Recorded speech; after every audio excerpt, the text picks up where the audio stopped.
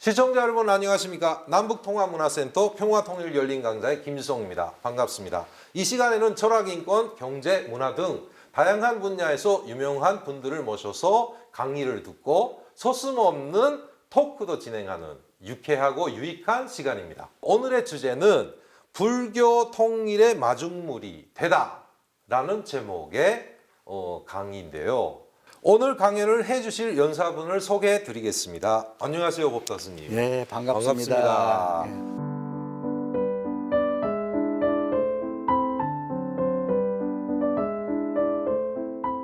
그리고 오늘 강연을 들으며 함께 이야기해 주실 두 분을 소개하도록 하겠습니다. 김시현 씨, 신석현 씨 자기소개 부탁드리고요. 일단은 네, 안녕하세요.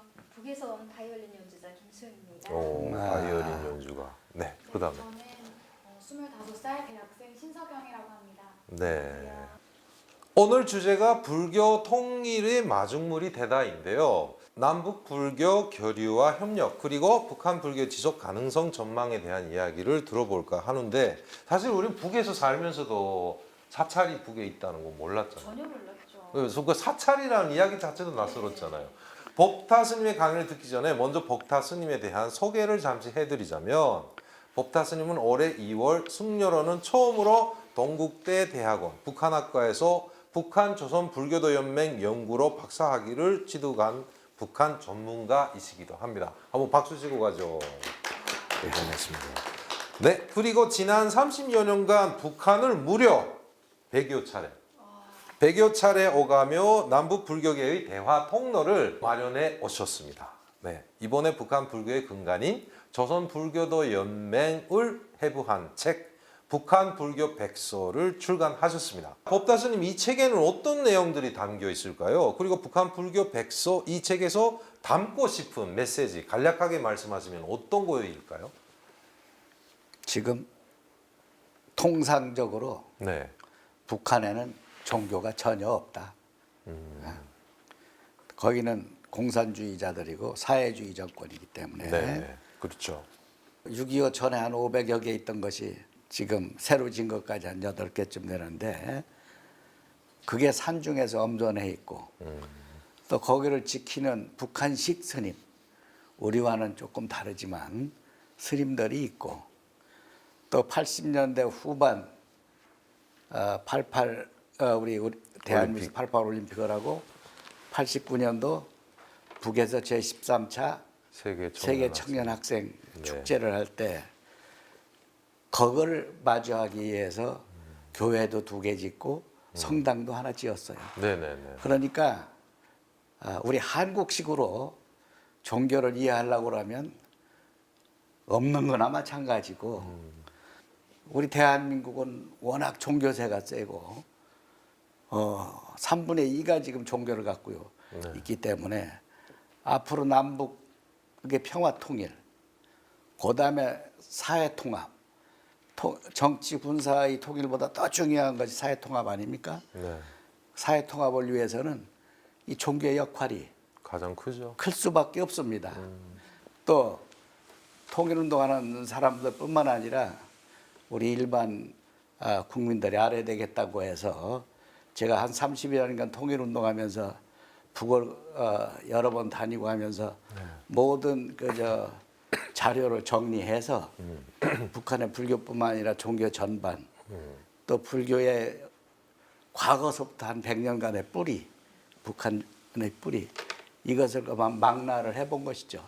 제가 볼 때는 사실 이거 스님께서 이게 북한에 정말 많이 다녀가셨는데 방북도 결국은 불교계에서는 처음이셨던. 제가 1989년 네. 6월 26일부터 7월 21일까지 북한에 체류했는데 그때는 여러분들이 좀 어렸을 때겠지만 네. 제13차 네네. 세계 청년학생 축전 그렇죠. 거기에 참가를 했습니다. 39년 전에 북에서 남침을 했는데 새벽에 나는 혼자라도 한번 오늘 기념으로 가자 네. 해서 6월 25일 날 북한 대사관에 있는 영사관에 가서 네. 한 대여섯 시간 거기 있으면서 비자를 받고 그 이튿날 들어갔죠. 사실 잠을 별로 못 잤어요. 근데 내가 미국에서 공부하면서 이론적으로는 좀 알지만 실생활을 모르잖아요. 그렇죠. 그 막상 참 그 어떤 두려움도 사실 또 인간적으로 있었습니까? 있었고 예, 없으면 거짓말이죠. 또 기대도 있었고 네, 기대도 미지의 있고. 세계니까 네네네. 현장을 간다. 마치 달 날아가는 기분으로 순환 비행장에 갔더니 네네네. 순환 비행장이 우리 지방에 조그마한 비행장만밖에 안 하더라고. 그렇죠. 그리고 비행기도 인류신 네. 한 80명 타는 거던가. 한 분이 다가오면서 그래요. 선생께서는 무슨 공작을 하십니까? 그래요. 아, 저는 깜짝 놀랐어요. 네. 내가 뭐 하는 사람 같냐? 아래 위를 싹 살펴보더니 역사학자 같다는 거예요. 역사학자. 네. 그런데 나는 미국에서 불교 공부를 하면서 불교 포교하는 사람이라고 그랬더니 위대한 발견을 한 거예요. 아, 중선생이시군요. 저는 긴장을 해서 웃으면 실례되잖아요. 어떻게 오해할 수도 있고. 그 웃음을 참는 고통. 거기서 내 금생의 최고로 느꼈어요. 그래, 그러한 참 처음 갔을 때 뿐만 아니라 여러 가지 에피소드가 많죠. 많겠네요. 예, 예. 자, 오늘 그래서 본격적인 강의 내용으로 들어가도록 하겠습니다.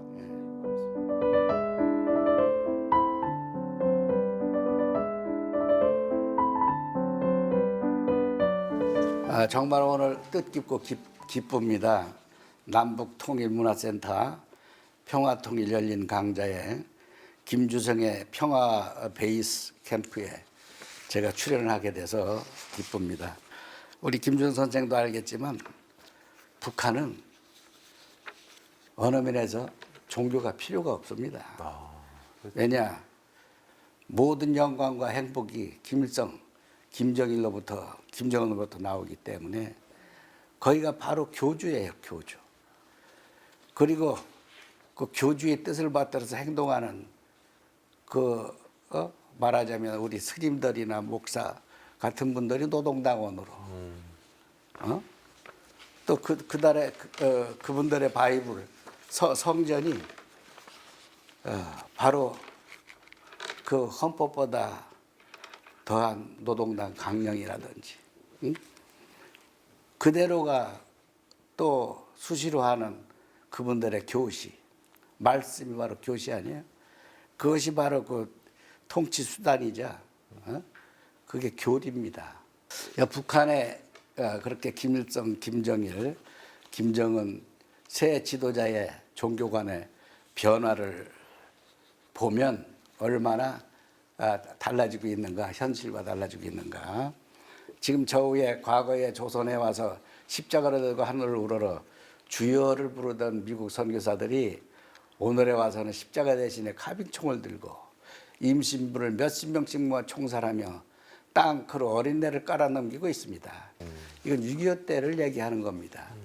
그런데 아무리 6.25 때라도 글쎄 저렇게까지 했을까? 내 북한의 그야말로 미군들이 참 한 마을을 초토화했다고 하는 신천에도 가봤거든요. 가봤지만은 글쎄 저런 거는 비슷할지는 몰라도 지나친 것 아니냐 하는 생각을 합니다. 그리고 또 이 초기에 종교는 반동적이며 비과학적인 세계관이다. 사람들이 종교를 믿으면 계급의식이 마비되고 혁명하려는 의욕이 없게 됩니다. 결국 종교는 아편 같은 것이라고 할 수 있습니다. 이게 그 공산주의에서는 종교를 아편이라고 그러지. 민중의 의식을 마비시키고 투쟁 의식을 마비시키는 이게 북한 정권의 초기의 그런 종교 김일성의 말입니다. 그렇지만은 김일성의 말도 사실은 80년대 후에 이 서방과 교류를 하기 위해서는 조금 달라지기는 하죠. 이제 이 김정일의 말 중에서는 자기 아버지를 이렇게 두둔하고 이제 종교에 대한 가치관이 달라졌다는 거죠. 수령님께서는 종교를 악용하는 반동적 지배계급과 제국주의자들의 책독을 배격하기 위한 것이었지 종교와 신자를 배척한 일이 없습니다. 종교에는 나쁜 점만 있는 것이 아니라 좋은 점도 있습니다. 종교에서 사람들이 서로 사랑하면서 평화롭게 살려고 주장하는 것은 좋은 점이라고 볼 수 있습니다. 그래서 종교의 어떤 긍정적인 면을 그 얘기를 하고 있습니다. 그 김정일이 가진 주체사상에 대해서 그 책에서 있는 말입니다. 김정은은 거의 뭐 사찰을 갔다고 하는 흔적도 없고, 하지만 종교에 대해서 이제 노동신문에 2014년에 민족 유산 보호 사업을 할 때에 대해서 이제 이런 말을 한 게 있습니다. 지금 적지 않은 일꾼들이 민족문화유산을 보존 관리하는 것은 해도 되고 안 해도 되는 부차적인 일로 여기면서 이 사업을 뒷전에 밀어놓고 있다. 이 역사 유적과 명승지들에 대한 참관, 관광을 통해서 번 자금 가운데서 필요한 몫을 민족문화유산 부분에 돌려 자체로 정상 보수 관리할 수 있도록 해야 한다. 이것은 이제 종교 자체나 문화재 자체의 보존을 얘기하는 것이지 종교를 믿도록 권하는 것은 아니에요. 사실은 우리 김주석 선생님도 잘 알겠지만 김일성 자신은 그 집안이 기독교 집안 아닙니까? 완전히. 네, 맞습니다. 특히 칠고로에서 어린 때를 보냈는데 그 외갓집이 강도눅 외할아버지는 장로, 강도눅의 육촌 동생은 목사, 나중에 부수사까지 하잖아요. 그 강양옥 목사 아들이 강영섭이라고 또 대를 이어서 기독교도 연맹 위원장을 했고, 또 그 손주가 현재 위원장입니다. 강명철이라고. 김일성이 말을 들어보면 자기는 기독교인들에게 도움은 많이 받았지만 나도 그들에게 가르침을 주었다. 그런 얘기를 자기 자서전 세기와 더불어 해보면 네, 있죠. 그런 장면이 나옵니다. 뿐만 아니라 어머니하고 그 어려서 칠골교에 다니던 모습도 나오고, 이 중요한 것은 북한에서 과연 헌법상에 헌법이 가짜 기초법입니까? 그렇죠. 헌법상의 종교 관련 조문이 어떻게 되느냐? 처음에 그 조선민주주의인민공화국을 만들었을 때 그 1948년 9월 8일 날 만든 그 헌법에 보면은 저 14조에 공민은 신앙 및 종교의식 거행의 자유를 가진다. 이때 되면은 이것뿐만 아니라 거주 이전의 자유, 뭐 언론의 자유, 모든 게 다 있어요. 헌법상으로는. 근데 실제적으로는 그 아래 하위법인 그러한 이 형법이나 그런 것으로 다 통치를 못하게 다 해놨거든.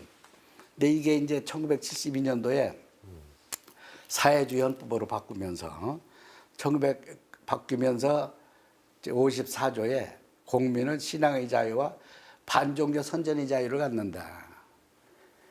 이거는 약 주고 병 주고 약 주는 거예요. 그러네요.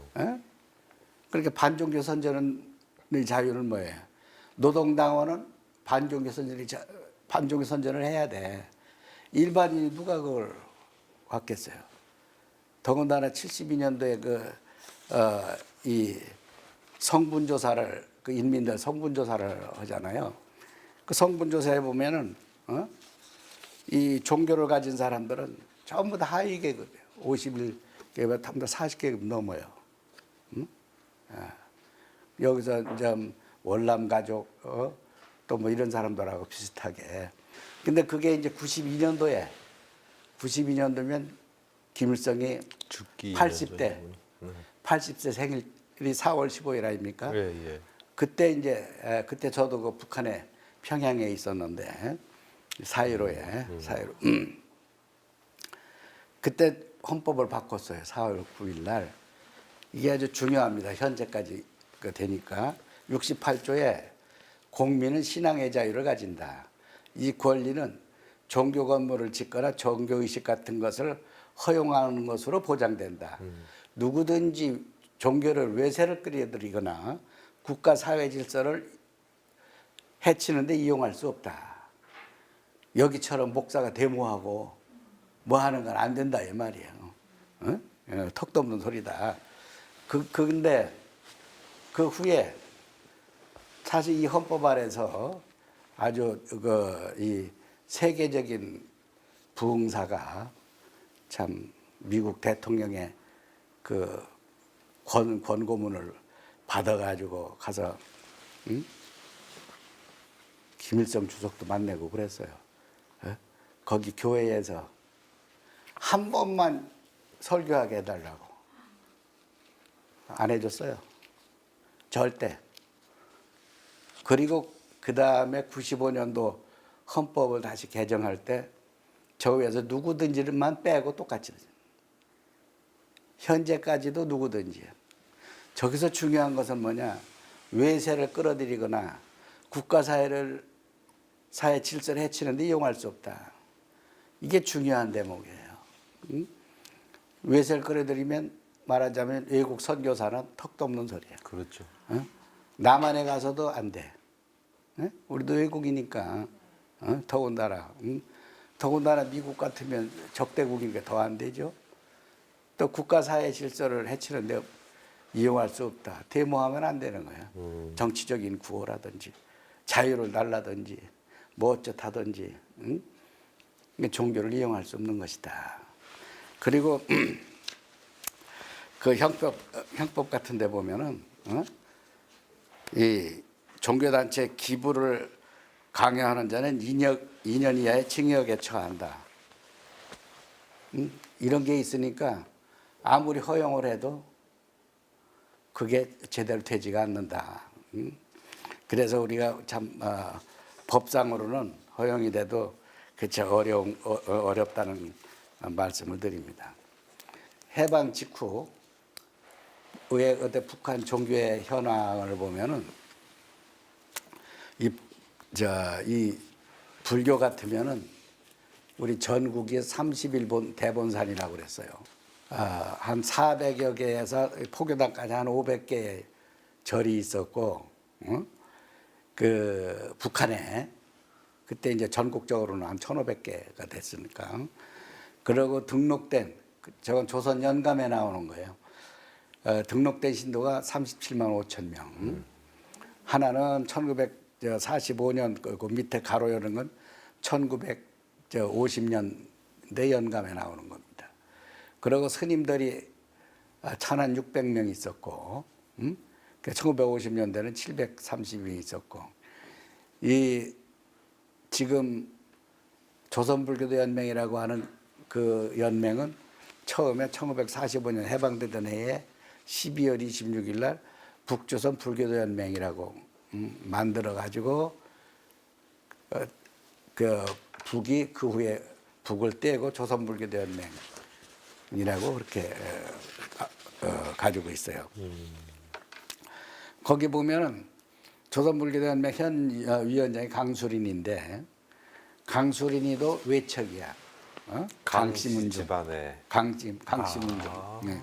이 북한의 불교는 현재 절이 한 68개 근래에 진 것이 우리 대한민국 조계 중에서 복원한 금강산 신계사 또 저 천태종에서 지은 개성 오관산 영통사 그리고 김정일이가 시작해서 김정은이 때 완성한 안변 서광사라고 있어요. 저 거기도 가봤는데 강원도 짓기 전에 아주 대단한 절이죠. 이성계가 저 왕꿈꾼데 무학 스님이 큰 나무 토막 비고 잤다는 왕꿈꾼 거기 그래가지고 이를테면은 한 60여 개 그 있죠. 이거 기독교 같으면은 기독교가 이 평양을 조선의 예루살렘이라고 그랬어요. 어? 그때 평양이 말이야 40만밖에 저 인구가 안 됐는데 지금 한 300만 되지만 그때 벌써 70개의 교회가 있었어요. 응? 70개. 평양만 북한에 한 2,000개가 있었어요. 그때 남한에는 유교와 불교가 있었기 때문에 별로 기독교가 힘을 못 썼어요. 응? 그때만 해도 벌써 6, 70년 전이니까 한번 생각을 해보세요. 응? 그 성행했던 기독교인들이 6.25 때 우리 한국으로 넘어와 가지고 월남에서 오늘날의 천만을 만드는 기독교도 천만을 만드는 그런 가장 큰 역할을 한 거예요. 응? 아주 유명한 훌륭한 목사님들도 많고 그 당시에 그 이 성직자가 말하자면 목사가 한 900여 명 그렇게 있었어요. 그리고 1946년도에 이제 그때는 그래도 그 남북이 합쳐진다는 생각으로 북조선 기독교도 연맹 그랬다가 이제 다시 그냥 북을 빼고 조선 기독교도 연맹. 이거 또 이 천주교 같으면 천주교는 우리나라에 온 게 벌써 한 230년 되잖아요. 불교가 한 2000년 되고 기독교가 한 130년 되고 그런데 이 천주교도 북이 아주 유명했어요. 교구가 3개가 있어, 3개가. 평양교구, 함흥교구, 덕원, 수도원. 덕원, 수도원.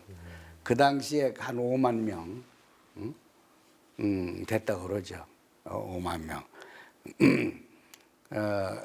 신부님들 뭐 수녀들 뭐 이렇게 해가지고 262명이 있었다고 하는데 6.25 이후에는 애국인은 축출하거나 그 자기 나라 이런 신부들은 전부 다 환속을 시켰어요. 또 죽이기도 하고 자기 종교를 극력히 주장하는 사람 다 죽여서 사실은 6.25 후에는 교회건 성당이건 씨가 말랐어요. 그래서 없어졌다가 1988년도 6월에 조선 천주교인 협회라고 만들었다가 99년에 조선 가톨릭 협회로 개칭을 했어요. 그런데 이 천주교는 여러분들이 뭐 성당에 혹시 다니는지 한국에 와서 다닐지 모르겠지만 천주교는 신부가 없으면 가장 중요한 하나님한테 제사를 못 지내. 미사. 수녀는 아무리 많아도 그 자격이 없어요. 그게 불교하고 차이가 있어. 불교는 여자 스님, 남자 스님 상관없이 똑같이 하잖아요. 이 가톨릭은 그게 안 돼. 저는 그래서 평양 가면 일요일 날 그 봉수교회라고 하나. 네. 아니 봉수교회가 아니고 장충성당에 하나 있거든. 네. 일부러 거기 가요. 불쌍해서. 응? 또 절에서는 또 일요법회 안 하잖아요. 네. 거기 자주 가는데 천주교가 지금은 장충성당 하나밖에 없다. 북에서 가장 종교세가 센 게 천도교입니다. 그러니까. 천도교는 뭡니까? 천주교나 기독교가 서학인데 천도교는 동학이라고 그러죠. 우리나라 거. 네, 동학. 동학. 응? 우리 거다 그 말이죠. 그래가지고 조선 말에서 전봉준의 그 참 동학난 있잖아요. 네. 그런 것처럼 민중을 위해서 또 국정 개혁을 위해서 노력을 많이 했어요. 그래 그때 우리가 천안 한 800만밖에 안 되는데 전국의 신도가 440만이나 됐어요. 그 중에 286만이 북한에 있었어요. 그 얼마나 세요? 그러네. 김준선 알 거야. 그저 천주교 청우당. 네, 압니다. 저 천도교 청우당 알잖아요. 네. 1945년도에 북조선 천도교 청우당을 만들어 지금도 청우당이 있어요. 물론 제가 물었어요. 그 사람들한테. 그럼 당신들 말이야. 청우당하고 노동당하고는 관계가 뭐냐? 우당이라고 그래, 우당. 프렌드. 친구라. 나는 그런 말 처음 들었어. 그리고 또 재미있는 게 조선 정교라고 있어요. 처음 들어. 러시아 정교회. 이거는 러시아에서 뭐 지어달라고도 안 한 거예요. 누가 정교회를 믿어요? 2002년도에 김정일 국방위원장이 한 7, 8시간이면 충분히 모스크바 비행기 타고 갈 텐데 일주일간을 기차 타고 갔잖아. 가지고 브라디보스톡에 내려가지고 이 약속을 한 거야. 내가 지어주마. 러시아 정교회. 그래 2006년도에 졌어요. 정백사원이라고. 그 누가 있겠어요? 러시아 대사관 직원이나 몇 명 나오겠지. 그래서 북한이라고 하는 그 종교는 저 정도다. 아마 이거 아마 북에 계셔서도 모르셨을 거예요. 몰랐죠, 전혀. 이 북한 불교의 변화 이것은 어떻게 변화했냐? 그 가치관을 얘기하는 거예요. 이 정의가 얼마나 우리가 참 그 이해할 수 없는 정도냐면은 이 종교라고 하는 정의가 그거 보면은 한번 보세요. 이른바 저승에서 행복한 생활을 꿈꿀 것을 설교하는 반동적인 세계관이다. 이게 이제 81년도 조선말 대사전에 나오는 종교에 대한 정의야. 그러한 조직, 종교를 정의하잖아요. 인민 대중의 혁명의식을 마비시키고 착취와 억압에 무조건 굴종하는 무저항주의를 고취하는 아편이다. 92년도 김일성이 80돌 때 조선말 대사전이 나왔어요. 이 조선말 대사전이 대단한 거예요. 저건 좀 작지만 32만 단어가 있어요. 단어가 우리 대한민국에서 한 것도 우리말 대사전이 겨우 24만밖에 안 돼. 그런데 32만 단어가 있어도 거기에 스님이라는 소리는 없어요. 중언이 있어도. 그렇죠. 중언 한 2페이지가 돼 그냥. 거기다 중놈, 중새끼, 뭐 별로 먹어, 뭐 중이 고기 맛을 보면 뭐 뼈록이 안 남는다, 뭐 그냥 하여간 대단해. 그래서 연구 많이 했어요. 거기서는 상당히 긍정적으로 변해요. 사회적 인간의 지향과 려먼은 우리말은 염원이지 염원. 환상적으로 반영하여 신성시하며 받들어 모시는 초자연적인 존재에 대한 절대적인 신앙 또는 그 믿음을 설교하는 교리에 기초하는 세계관이라고 그래요. 거의 맞잖아요. 상당히. 상당히 이제 긍정적으로 한 거예요. 근데 불교에서 가장 중요한 분이 누구야? 부처님 아니에요? 부처님. 근데 저는 님자 절대 안 붙여. 부처. 네. 부처는 본래 인도의 붓다라는 말이 이제 국외음화돼서 부처인데 불교를 믿는 사람들이 종교 미신적으로 숭배하는 우상 그랬어요. 80년대까지는. 92년도 저는 그렇게 한 거야.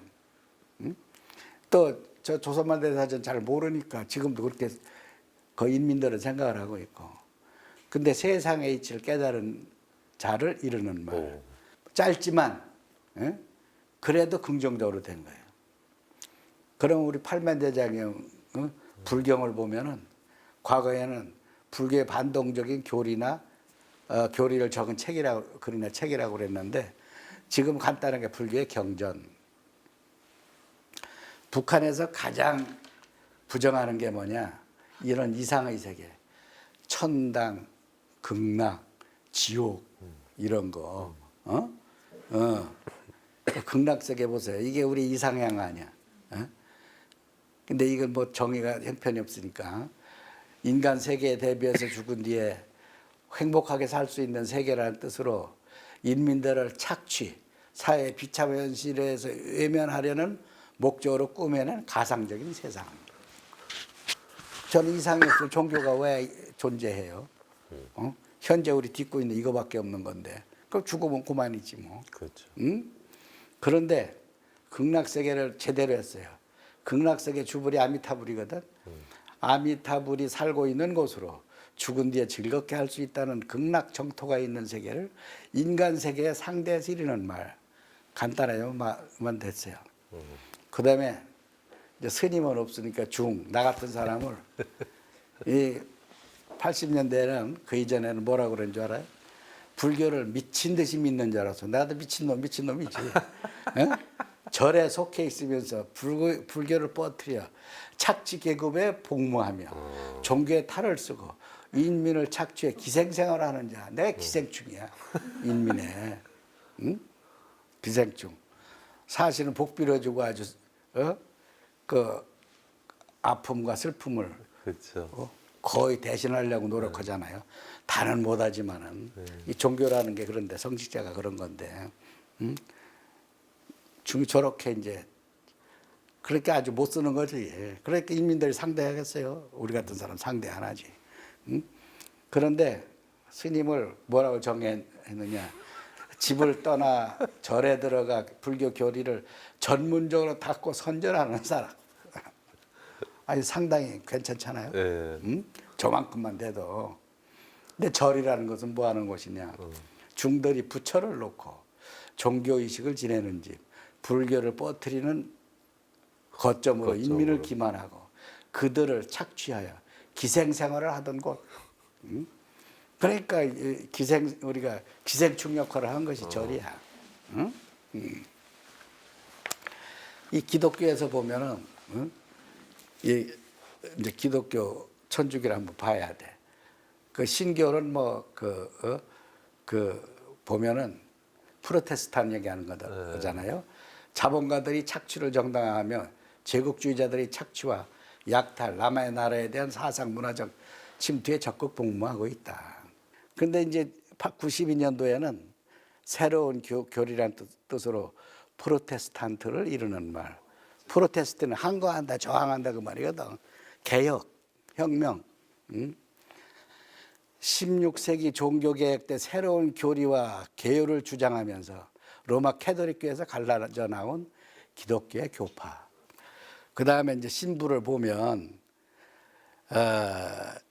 미제는 신부들을 여러 나라에 파견하여 착취와 약탈, 침략과 억압을 정당화하는 데 이용하고 있다.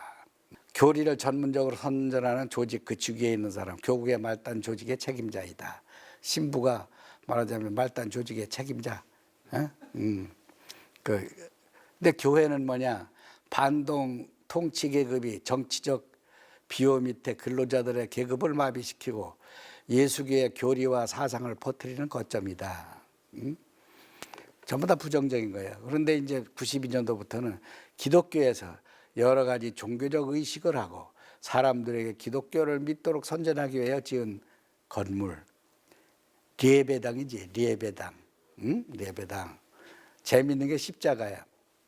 십자가의 정의가 80년대는 예수쟁이야. 불교쟁이는 말이 안 되잖아.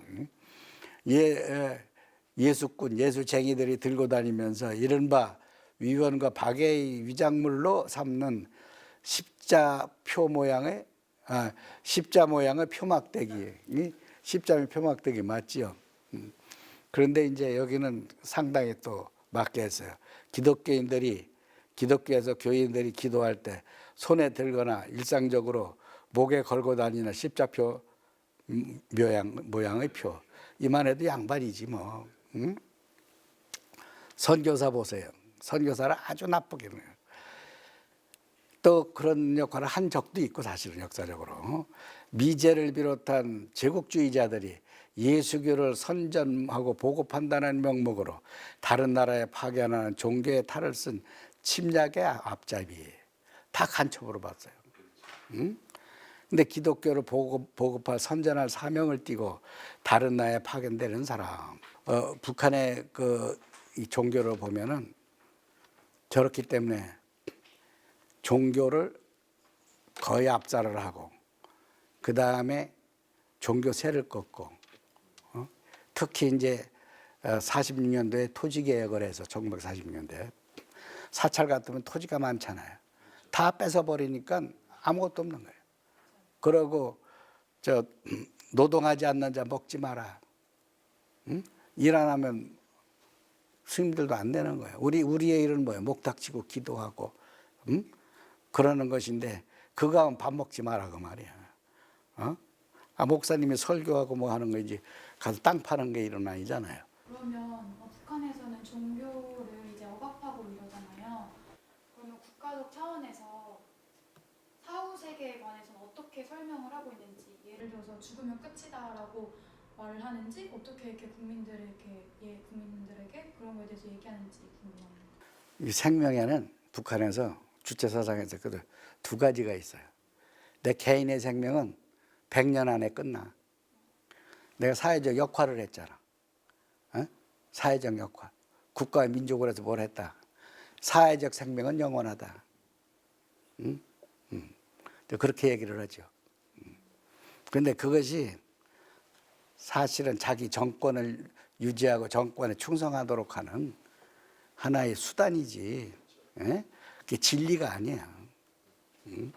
진리가 아니야. 사후 세계를 강조하는 것은 이 현재 세계를 부정하고자 하는 것이 아니에요. 더 현재를 열심히 살아야 사후가 보장되는 것이지. 현재 우리가 살고 있는 이게 중요한 거 아니에요. 이것이 잘 살 때 영생으로 가는 것이지. 그게 이제 인과응보야 말하자면. 어? 그러니까 내가 일찍 죽어서 다음 생에 좋게 나겠다. 씨앗을 뿌린 게 있어야 돋아나지. 뿌리고 가꾸고 거두고 해야 될 거 아니야. 북한이요. 불교를 다시 한번 요약을 하면 해방 직후에는 아까 얘기했듯이 절이 이거는 이 무당절 같은 건 아니고 공식으로 이제 종단에 등록된 절이 전국에 1793개였어요. 그런데 이제 여기에 31본사인데 그 중에 9개가 북한에 있었고 포교단까지 540여 개가 있었어요. 그리고 이제 스님들이 한 1,600명. 신도가 거기 등록된 게 37만 8천 명인가 그래요. 그 지금은 자기들이 스님이 한 300명 된다고 그래요. 내가 만난 사람은 한 30명이나 될까. 근데 지방 조직이 있으니까 지금 북한의 스님들이 보면은 전부 다 결혼했어. 그러니까 이제 우리가 가니까 이제 스님 하는 거야. 스님 소리 내가 가르쳐 줬다니까. 그리고 그분들 입는 옷, 가사장삼, 그것도 제가 200벌을 해줬어요. 밥 먹기도 바쁜데 김정일이가 그 스님들이라고 가사장삼 해주겠어요? 그 만들 줄도 모르지. 예? 그거 해준 거예요. 그래서 정말 우리 북한의 불교는 아까 얘기했듯이 그나마도 명맥을 유지하는 게 기독교 천주교는 미제 앞잡이 미제 스파이 6.25 이후에 그냥 싹 그렇게 씨를 말렸잖아요. 불교는 애국 종교라고 그래. 애국 종교. 우리는 호국 불교 하는데 왜 그러냐. 멀리는 신라시대 원효스님부터 거의 인민불교 했다고 그러고 그 아래로는 우리가 임진왜란 때 서산사명 또 근래 일제시대 때는 3.1운동의 가장 중심이 누구야? 만해 한용운 스님. 한용운 스님 아들이 아주 공산주의자야. 그래서 월북을 해서 평양에서 그 가족이 잘 살아. 그분은 돌아가셨는데. 근데 거기 박태화 위원장이라고 하는 이 스님 내가 참 좋아하고 상당히 존경한 분이 돌아가셨는데 이분은 일제 때부터 스님 생활한 분이야. 진짜 스님이지. 요새는 좀 요새 사람들은 좀 그렇고. 근데 그 스님이 주체사상과 불교는 일맥상통한다는 거야. 인간의 생명은 유해하지만 그 개인의 생명은 사회적 생명과 연결될 때 영원하다. 내가 얘기했잖아요. 이것은 불교에서 말하는 개인과 전체의 일즉다. 하나가 모두고 다즉일 모든 것이 하나다. 거기 여러분들이 배웠잖아요. 북에서 하나는 전체를 위하여, 전체는 하나를 위하여. 근데 이게 사실 안 맞는 말이야. 이 불교에는 주체라는 말이 없고 주인 의식, 응? 주인 의식을 가져라. 응? 그래서 수처작조 하면 입척해지니라. 어느 상황이든지 어느 입장이든지 응? 어느 환경이든지 거기서 내가 주인이 되라 이 말이야. 남 따라서 가지 말고. 그러면 그 자리가 바로 부처님 자리, 진리의 자리다. 그러니까 내가 내 인생을 주체적으로 살아라 그 말이지. 내 장에 볼 일도 없이 뭐하러 장에 따라가. 이 북한의 68개 절 중에서 가장 유명한 절이 큰 절이 지금 묘양산 보현사예요. 가보셨어요? 그 옆에 수충사 가서 절 좀 했나? 아니 거기에 가면은 그 이제 임진왜란때 서산 사명 스님 다 계시잖아. 상원암은 아주 유명한 또 선방이에요. 그 상원암을 안 거쳐오면 스님이 아니라고 그랬어. 그리고 그 산내암자가 8개 있는데 그 다 있더라고. 금강굴은 구린이라는 데는 서산대사가 돌아가신 것이고, 금강산은 금강산 1만 2천 봉, 8만 구암자, 그만큼 많다는 거예요. 근데 6.25 때 108사람이 있었는데 지금 있는 것은 6.25 때 다 폭격에 타고 표운사, 정양사, 아까 얘기한 책에 나온 보더감, 불지암 요렇게 있고, 이제 새로 우리가 대한물 조계종에서 지어준 신계사가 있어요. 그리고 이제 사리원의 정방산 성불사. 그래. 여기 김일성이가 8번이나 갔어. 많이 간 거예요. 어려서 소풍도 갔더라고요. 그래서 6.25 후에 보수를 많이 했어. 저기에 응진전이 지금 국보예요, 국보. 고려시대 건물을. 그래서 제가 국수공장도 가까운 데다 만드는 거예요. 응? 국수공장. 금강국수공장이라고. 9월산 폐업사 털은 우리나라 조선실록이 보관됐던 데야. 임꺽정이, 장길산이. 그 삼성산은 우리 조상, 9월산이 백두산처럼 또 보현사에 있는 묘양산처럼 환인, 환웅, 단군 할아버지 사당이 있어. 평양에는 본사가 영명사라고 모란봉 그 아래 대동강가에 있는데 그 6.25 때 타가지고 탑만 남았는데 그걸 특각을 만들어 가지고 김일성이가 특각을 만들어서 저 캄보디아에 국왕 시아누쿠 10,000명 와서 거기 와서 살았어요. 그리고 대성산에 이제 그 평양이 3겹으로 되어 있는데 외성이 대성산성이야. 그 광법사 그 주도하는 광법사를 복원을 했고, 또 동명왕은 고구려 시조 아니에요? 거기 정능사라는 절을 복원을 했어요. 그리고 이제 백운하면 고구려 시대 절이야. 거기에 가면은 우물이 있는데 이게 장군수. 나도 여러 번 먹었으니까 장군 될 거야 아마. 그리고 이제 개성청년공원 옆에 룡화사라고 있었는데 지금 없앴다고 그래. 옮겼다고.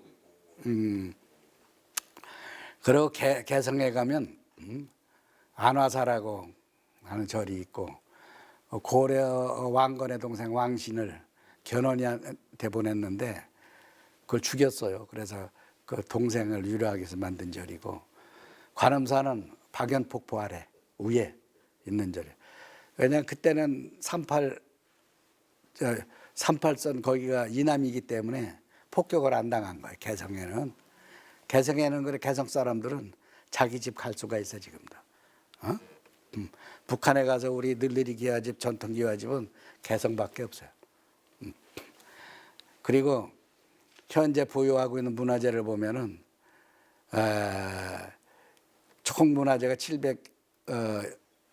712점인데 이 중에서 불교 관계는 보물이 28점, 사적이 3점, 총 해서 국보가 14점 해가지고 한 50점 정도 있어요. 그 남북 간에 국보 보물 국가지정 문화재는 사실은 혁명 사적지하고 불교 유적밖에 없는 거예요. 절대 유교 유적지 하나도 없어요. 그런 거는 봉건 시대 유물이라고 해서.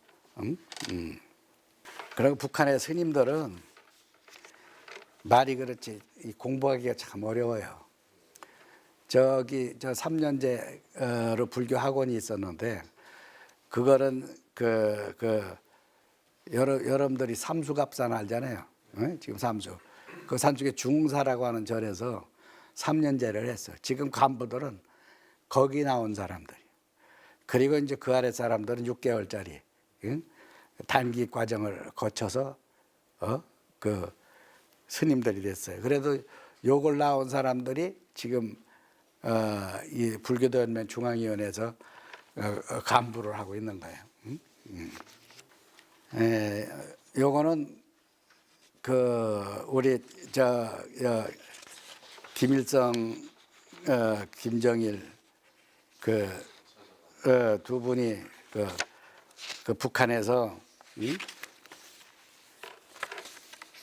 이 절에를 얼마나 많이 갔냐, 역사 유적 같은데 그 횟수를 제가 평양에 김일성 광장 거기에 중앙박물관 있잖아요. 거기에 있는 거를 내가 그 박물관장하고 상의해서 그 사진을 못 찍게 하니까 그걸 찍어가지고 와가지고 통계낸 거예요. 대한민국엔 나밖에 없어. 내가 그걸 학문에다가 했는데 김일성 주석이 129회를 역사 유적을 방문했어요. 이 중에서 58회를 절에를 간 거예요. 절에를. 그래서 제일 많이 간 절이 묘양산 보현사야.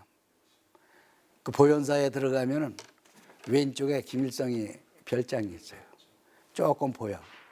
김정일이 별장 오른쪽에 있는데 한참 안에 있고. 그 김일성이가 94년 7월 8일 날 여기서 죽은 거예요.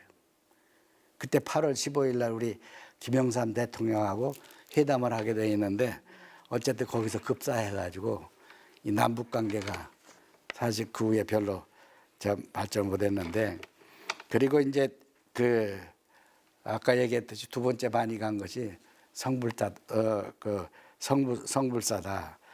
그리고 안변 서광사라든지 이 동명왕릉 정릉사를 복원하는데 글쎄 그분이 뭘 하는지 모르겠어. 건축을 하려고 뭐 하는지. 와서 하는 소리 많이 한 거예요. 5번이나 다녀가면서 독려해가지고. 그런 거. 김정일 국방위원장은 보면은 어려서는 아버지 어머니 살았을 때는 이제 꼬마니까 이제 데리고 다녔잖아요. 그때는 데리고 다닌 거예요. 제가 자기 관계 아니라. 그래 이제 정권을 잡고서는 한 70회 동안에서 33회나 사찰을 갔어 절에. 이분도 제일 많이 간 게 보현사야. 아버지 어머니 따라서 갔고 그 외에 이제 자기 성장해서 거기 이제 특각 자기 별장이 있으니까 거기 갔고 그리고 이제 아버지 따라서 이제 또 어릴 때 요만할 때 이제 성불사 많이 갔고 성불사 그리고 이제 그 평양에서 가까운 그 고구려 시대 버부남이라고 용악산에 있는 버부남 그거 가보셨나요? 가서 창군수로 먹었으면은 별 달 텐데 거기를 제일 많이 갔어요. 그래서 이제 이걸 보고 느끼는 게 뭐냐 물론 우리 한국의 지도자들은 절에 가도 그렇게 무슨 자기가 기독교인 같으면 합장도 안 하잖아. 근데 그거는 조금 부족한 사람들이고 아니 자기 국민들이 1000만 2000만이 있는 종교에 가서 뭐하러 뻣뻣이 서 있으려면 뭐하러 가나? 그런 몰상식한 지도자들이 많았어요. 그게 우리나라는 불행이고 여러 가지 참 쭉 얘기를 했는데 결국은 이 불교라고 하는 것은 우리가 벌써 나이가 2000년 됐단 말이야. 2000살이나 되는 동안에 우리 역사의 어떤 통일과 화해의 경륜이 있어. 과거부터. 그러니까 이거는 한국 불교는 조선 불교는 중국 불교도 아니고 인도 불교도 아니야. 한국 불교지. 이건 고추장 된장 불교예요. 우리 것이 됐단 말이지. 기독교 천주교도 빨리 그렇게 돼야 되는 거예요. 또 이 문화재도 보면 기독교 문화재, 천주교 문화재 한 점도 없어요. 불교는 그 역사성이 있잖아. 함께 공유할 수 있고, 또 이 불교는 상대를 무시하지가 않아. 상대가 있으므로 내가 있는 거거든. 응? 그래 인연이라고 그래. 인연이 있어서 만났다 그러잖아. 응? 그래 그 결과란 말이야. 그래서 정말 이 시대에 우리 불교도들이 할 일이 많아. 사회 통합을 할 수 있는 역사성과 경륜이 있는데 이걸 하지를 않아. 소수야. 응? 그래서 안타깝게 생각을 하고, 기독교나 천주교는, 특히 기독교는 아주 열심히 하잖아요. 거기서 싫다고 해도 열심히 하고. 저는 북의 그 성불사 아래 금강 국수공장을 98년도부터 만들어서 운영하면서 밥이 통일이다. 캐치프레이즈가 이래. 사람 먹어야 살잖아요. 우리가 탈북할 때 왜 안 굶어 죽으려고? 우리 한국에 올 때 무슨 엄청나게 무슨 사상적으로 정치 투쟁하러 하다가 온 거 아니잖아요. 우선 배불리 먹자. 김일성 주석 말대로 이 밥에 고깃국에 기와집에 비단 옷에 안 되잖아요 지금. 인민을 책임 못 지면, 인민 삶을 책임 못 지면 나라가 아니지. 그러니까 우리 김수정 선생처럼 참 이 탈북한 우리 동포 형제들의 지도자들이 더욱더 노력하고, 우리도 함께 해서 정말 북에서 고생하고 신음하는 우리 동포들을 위해서 새로운 빛을 한번 주시도록 노력하자고요. 감사합니다. 마치겠습니다. 네, 스님 강연 잘 들었습니다. 뭐 북에서 살았던 우리도 몰랐던 사실들, 특히 뭐 종교에 대한 거. 자, 두 분 어떠셨어요? 먼저 들어보니까. 북한과 가장 소통하기 좋은 종교가 불교라고 생각하시는 이유가 뭐예요? 불교는 우리 민족과 2000년이라고 하는 긴 역사와 또 근대 왕조 국가로서 기틀을 잡고 조선 말까지 오는데 가장 중요한 가치관을 했거든. 또 과거 고려 시대까지 신라, 삼국시대 신라 고려 1000여 년 동안을 국교를 했잖아. 그러니까 한국 사람은 설사 지금 오늘날의 기독교, 천주교 또는 다른 종교를 믿더라도 그런 관습이나 그 생활 근저에는 불교가 있는 거예요. 그 남북 간의 공통점이니까. 또 중요한 것은 북한의 포교, 선교를 하기 위해서 교류를 원하는 게 아니라 그야말로 우리가 잘 사는 대한민국이기 때문에 좀 더 어려운 북한 동포 형제를 정말로 연민의정으로 생각을 해서 돕고 함께 하려고 하는 것이지. 거기서 엄청난 걸 뭐 얻고 불교를 포기해서 불교를 만들고 불교도를 만들고 그렇지는 전혀 아니거든. 저도 그렇게 해왔고. 그럼 현재 북한에서 이제 불교 생활을 하는 신도들은 어떻게 신행 생활을 하는지 여쭙고 싶습니다. 자기들 말로 절이 아까 그 60한 8개쯤 된다고 그랬잖아요. 근데 실제적으로 절이 산중에 거의 다 있기 때문에 신행 생활을 거의 못 한다고 봐야 돼요. 왜냐? 특별히 부처님 오신 날이나 또 부처님이 돌을 깨친 날이나 또 부처님이 또 열반에 드신 날 같은 이런 3대 4대 경축일 같으면 참 남부 여대에서 절에를 간다고 하지만 평상시에는 교통수단이 없잖아. 대중교통수단이 없어. 우리처럼 버스가 있는 것도 아니고 시골에 택시가 있는 것도 아니고 지금도 이제 2차 대전 때 쓰던 목탄차가 다니는 그런 현실에서 또 마음대로 이동을 못 하잖아요. 응? 이동의 자유가 없어. 없고 내가 우리 동네 우리 군을 넘어가면 다 여행증이 있어야 되고. 그러니까 아주 특별히 무슨 그 지방 단위로 이번에는 묘양산을 소풍을 간다 해서 절을 만나고 또 더 좋으면 금강산을 간다. 그래서 절을 만날 정도지. 그러니까 안타까운 일이죠. 그나마도 이제 절이 그렇게 되니까 우리 인민들이 불자간이라도 아 저게 부처라는 거구나. 저게 절이다. 북에서는 절이라 안 하고 절간 그러지요. 사실 간이라는 것은 아주 낮추는 말이거든. 그나마도 부담이 없는 거예요. 그렇게 해왔으니까. 근데 교회나 성당을 가면 그건 아주 시체말로 찍혀. 왜 저가 저리 갈까? 그래야 되기 때문에 쉽지 않고 이 불교뿐만 아니라 다른 종교도 더 말할 거 없죠. 신행생활하기가 어려운 거예요. 그러니까 우리 대한민국 사람들은 어떤 종교를 믿든 행복한 줄 알아야 돼요. 또 고마운 줄 알아야 되고. 그렇죠. 제가 알기에도 보면은 이렇게 사찰이나 이런 거는 지방에다 분포돼 있는데 산중 안에 그것도 네, 산중. 뭐저 이 교회나 성당은 평양에만 만들어. 그렇지 평양에 뭐 2개 1개밖에 없으니까. 예. 근데 제가 볼 때 92년도에 스님께서 사단법인 평화통일불교협회 일명 평불협을 만들어 가시고 통일보살 운동을 시작을 하셨는데요. 대북지원 사업 중에 국수공장을 특히 하셨는데 현재 그 사업이 지금 어떻게 진행이 되어 있는지 궁금합니다. 그게 97년도에 이제 그 공장을 만들어 가지고 뭐 건물을 지은 건 아니고 그 있던 건물. 그 지금 성불사 가장 유명한 성불사 가까운 곳에 사리원.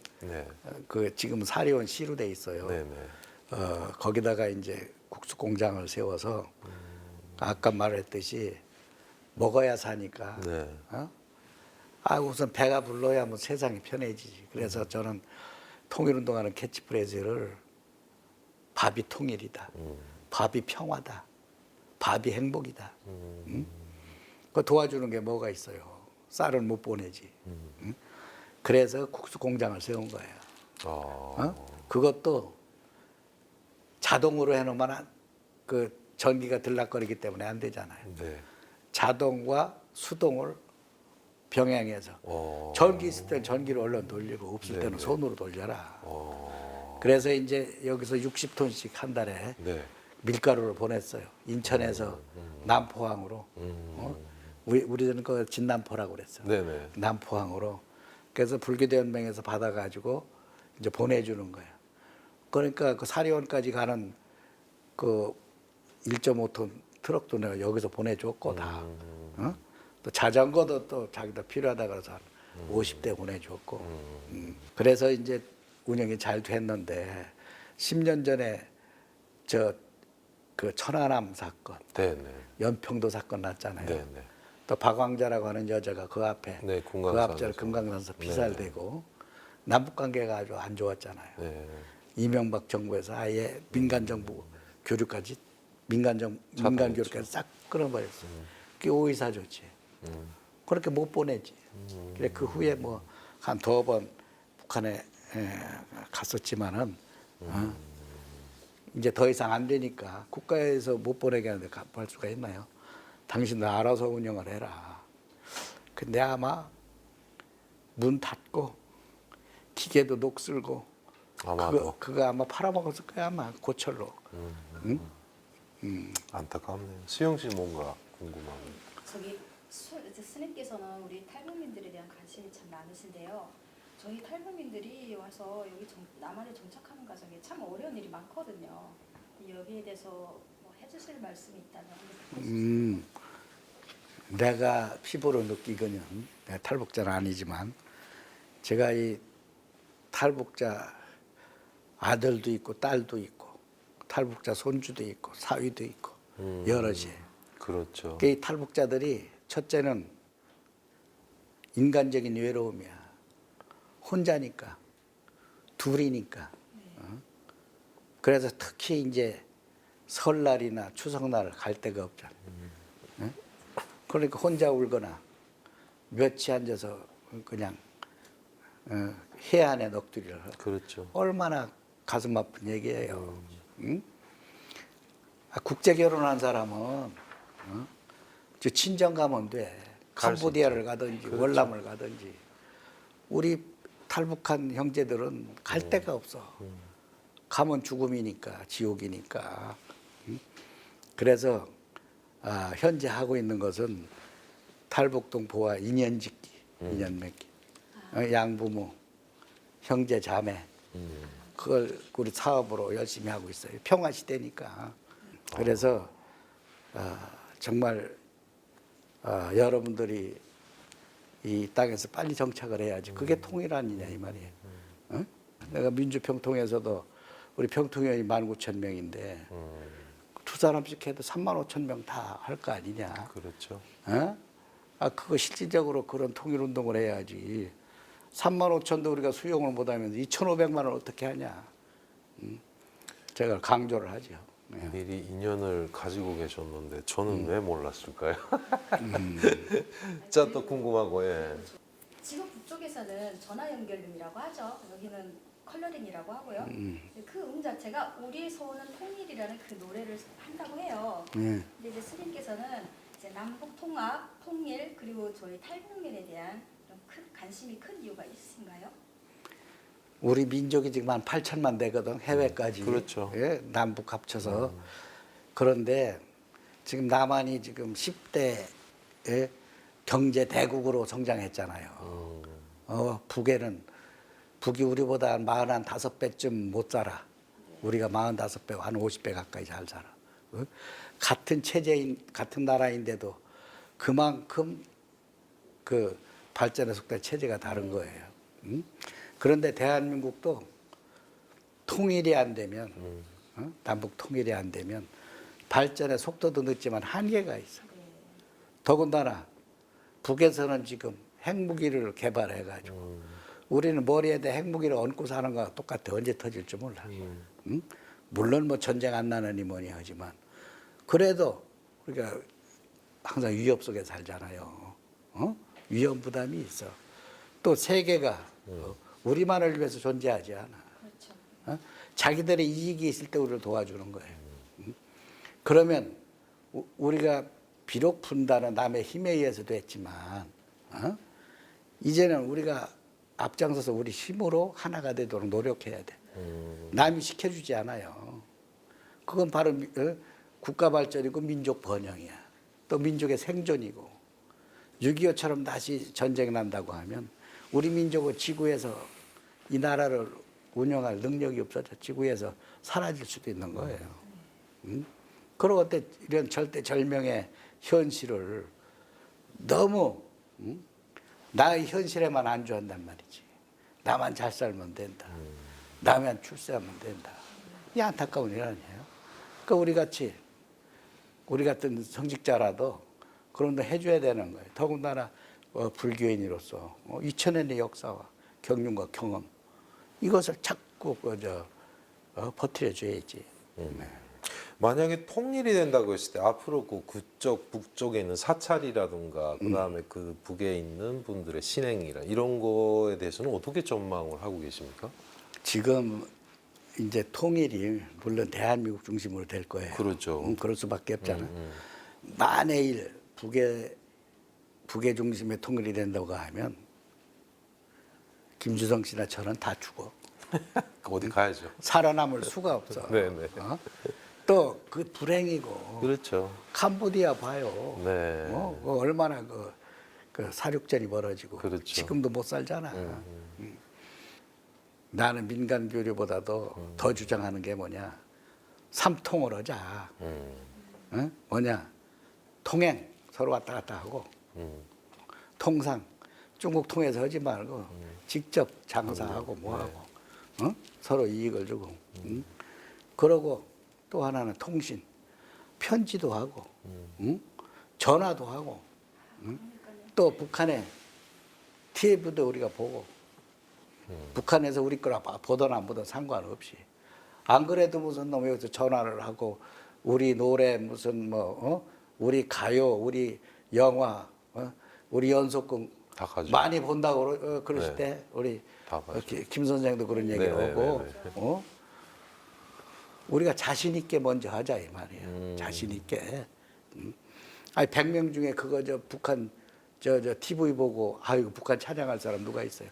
찬양했다가도 그거 보면 정 떨어져. 그 자신을 좀 우리 한국의 지도자들이나 우리 국민들이 가졌으면 좋겠다. 또 그런 역할을 또 여러분들이 통일보살이야. 네. 나는 북한에 무슨 형제, 자매, 가족이 있는 것도 아니고 고향도 아니야. 난 충청도 사람이니까. 그렇지만은 그 우리 민족적 차원에서 또 세계평의 차원에서 필요한 것이니까 하는 거죠.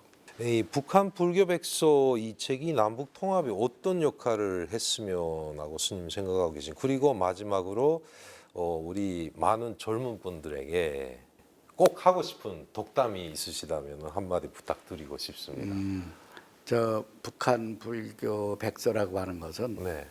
백서는 그야말로 그 진리를 표현한 사실대로 했다 그 소리 아니에요? 그렇죠. 내가 북한 사람들이 그 북한 불교 관계자들이 보면 오류도 있을 수가 있어. 그렇지만 현재까지 내가 해왔던 한 30년 해왔던 모든 게 결정판으로 내 개인적으로는 유언이나 유서나 마찬가지. 이것이 통일운동하는 모든 분들 또 더군다나 우리 불교계에서 많이 읽혀서 네. 북의 불교계의 실체 거기는 불교계뿐만 아니라 기독교 천주교도 다 나오니까 역사적으로 바로 이해했으면 좋겠다. 이해하고 뭔가 이 시대에 정말 우리가 통일이 지상명령이라는 것을 그 평화통일이 깨달았으면 좋겠다. 또 거기에 함께했으면 좋겠다. 어느 무슨 일제 때 무슨 독립운동가 독지가가 하는 게 아니잖아요. 지사열사가 하는 게. 그렇죠. 이제는 모두가 해야 돼요. 모두가. 그런 것이고 젊은이들은 너무 자기 일에만 빠져서 현재에 너무 만족하려고 하는데 우리 젊은이들의 미래는 통일을 누구를 위해서 합니까? 우리같이 나이 먹은 사람이 몇 년 산다고 해. 우리 젊은이들을 위해서 하는 거예요. 우리 후손들을 위해서. 자기 일이라. 자기가 자기 일을 안 뛰면 누가 대신해줘? 아버지가 엄마가 자기 일생 대신 살아주나? 응? 의지하는 것은 한동안인 거예요. 그렇죠. 그래서 이거는 내가 할 일이다. 하는 거를 깨닫고 이런 것에 소홀히 하지 말고 함께 동참해서 함께 나갔으면 좋겠다. 저는 그렇게 생각을 합니다. 네. 예. 오늘 남북통합문화센터 평화통일열린 강좌는 법타 스님을 모시고 불교 통일의 마중물이라는 주제로 강연을 들어봤습니다. 네. 뭔가 또 이 법타 스님의 시선을 통해서 통일을 재해석을 해보고, 네, 그리고 우리가 몰랐던 북한 내부에 대한 새로운 뭔가 키포인트, 열쇠를 찾은 것 같은 느낌이 들었습니다. 네, 강연을 해주신 법타 스님 다시 한번 감사 인사드리고 우리 박수 좀 한번 보내주세요. 고맙습니다. 그리고 함께 해주신 두 분 패널도 오늘 수고 많으셨고요. 김성의 평화베이스 캠프 열린 강좌 여기서 마치도록 하겠습니다. 다음 시간을 기대해 주시고 다음 모실 연사분을 많이 기대해 주시고 우리 방송 구독과 좋아요도 많이 부탁드리겠습니다. 네, 안녕히 계십시오.